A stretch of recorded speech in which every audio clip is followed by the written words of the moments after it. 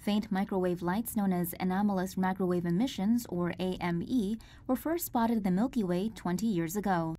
Infrared light-emitting polycyclic aromatic hydrocarbons were initially thought to be responsible, but not all systems with PAH clouds had an AME glow.